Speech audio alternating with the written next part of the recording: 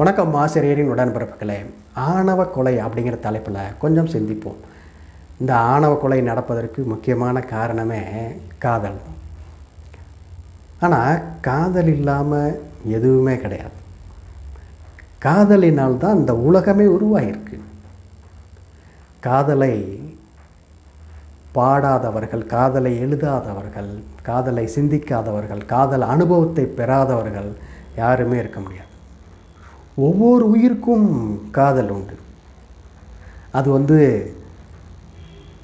5 அறிவு, 3 அறிவு, 4 அறிவு விலங்காக இருக்கட்டும், 6 அறிவு பகுத்தறிவு பெற்ற மானிடர்களாக இருக்கட்டும், அனைவரிடத்திலும் காதல் உண்டு. காதலை எல்லோருக்குமே பிடிக்கும். பார்க்குறாங்க, திரைப்படங்களில் பார்க்குறாங்க, தொலைக்காட்சி தொடர்களில் பார்க்குறாங்க, காதலை ரசிக்கிறார்கள். அந்த கதாநாயகனும் கதாநாயகியும் காதல் செய்வதை ரசிக்கிறார்கள். அவர்களோடு தானும் ஒன்றி போகிறார்கள். அவர்கள் செய்கின்ற சேட்டைகள், குறும்புகள், பாடுகின்ற பாடல்கள், இதையெல்லாம் பார்த்து ரசிக்கிறாங்க. ஐயன் திருவள்ளுவரே அதுதான் செய்கிறார். அதிகாரம் 110 குறிப்பறிதல், குறள் எண் 1094. யான் நோக்குங்கால் நிலன் நோக்கும், நோக்காக்கால் தான் நோக்கி மெல்ல நகும். நான் பார்க்க போது அவன் என்ன பார்ப்பான்னா, என்ன செய்வான்னா, நிலத்தை பார்த்துக்கிட்டு அப்படி பார்க்காத மாதிரி இருக்கும். ஆனால் நான் பார்க்காத போது அவள் என்னை பார்த்து ஒரு நம்மட்டு சிரிப்பு சிரிப்பான் அப்படின்னு இந்த காதலன் காதலியை பற்றி ஒரு தகவலை சொல்கிறார். யான் நோக்கும் காலை நிலன் நோக்கும், நோக்காக்கால் தான் நோக்கி மெல்ல நகும். எப்படி ஒரு ரசனையோடு சொல்கிறார் பாருங்கள். ஆக திருவள்ளுவரே என்ன செய்கிறாரு, இன்பத்துப்பால்னு ஒரு அதிகாரம் வச்சு, காதல் சிறப்புரைத்தல், குறிப்பறிதல், இப்படி நிறைய அதிகாரம் வச்சு காதலை போற்றி சொல்கிறார். அப்போ ஏராளமான கவிஞர்கள் காதலை பாடி தீர்க்கிறார்கள். ஏன்னா காதல் அவ்வளவு ஒரு சுவையானது. காதல் இல்லாமல் வாழ்க்கையே கிடையாது. நிறைய பாடல்கள் இருக்குது காதலை பற்றி. ஆனால் அடுத்தவர்கள் செய்யும் பொழுது அதை பார்த்து ரசிப்பவர்கள் தன்னுடைய பிள்ளைகள் காதல் செய்யும் பொழுது காதலை வெறுக்கிறார்கள்.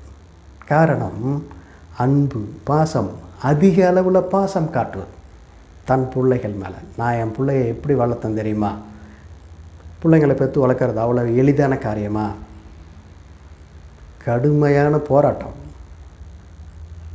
சின்ன குழந்தையிலேருந்து அதை வளர்த்து ஆளாக்குற வரைக்கும் எவ்வளவு சிரமங்களுக்கு ஒரு அர்ப்பணிப்போட பெற்றோர்கள் செயல்படணும். அப்போ தான் அந்த குழந்தைய நல்லபடியாக வளர்த்து ஆளாக்க முடியும். அப்படியெல்லாம் ஆளாக்கின பிள்ளைங்க நம்மளை விட்டுட்டு நமக்கு பிடிக்காத யாரோ ஒருவரோடு அவர்கள் உறவு வைக்கும் பொழுது, காதல் செய்யும் பொழுது அதை ஏற்றுக்கொள்கின்ற மனப்பக்குவம் பெற்றோர்களுக்கு ஏன் வர மாட்டேங்கிறது? பாசம்தான். இதை கொஞ்சம் புரிந்து கொள்ள வேண்டும். சட்டம் இருக்கிறது. 18 வயதுக்கு மேலே போகிற பெண்ணும் 21 வயதுக்கு மேலே போகிற ஆணும் தான் சுதந்திரமாக முடிவெடுக்கலாம் அப்படிங்கிற சட்டம் இருக்குது. அப்போ இது உலக நீதி, வாழ்க்கை தத்துவம். நீங்கள் எவ்வளவு தான் பிள்ளைங்களை வளர்த்தாலும் குறிப்பிட்ட வயதுக்கு மேலே அவர்களுடைய இணையர்கள் அவர்கள் சேர்ந்து தான் முடிவெடுப்பாங்க. ஒரு ஆண் வந்து தன்னுடைய மனைவிக்கு முக்கியத்துவம் கொடுப்பான், மனைவி ஆணுக்கு முக்கியத்துவம் கொடுப்பாங்க, பெற்றோர்களுக்கு முக்கியத்துவம் கொடுக்க மாட்டாங்க. அது அடுத்தபடி தான். ஒரு இல்லறத்தில் ஆணும் பெண்ணும் அப்போ அவர்களுடைய பிள்ளைகள், இதுதான் முக்கியம். அவருடைய முன்னோர்கள் பற்றி அவர்கள் அன்பு காட்டலாம், ஆதரவு காட்டலாம் ஒழிய முதல் அன்பு யார் மேலே இருக்கும் அப்படின்னு சொன்னால் அந்த கணவன் மனைவி, தலைவன் தலைவி மேலே தான். இதையெல்லாம் புரிந்து கொள்ள வேண்டும்.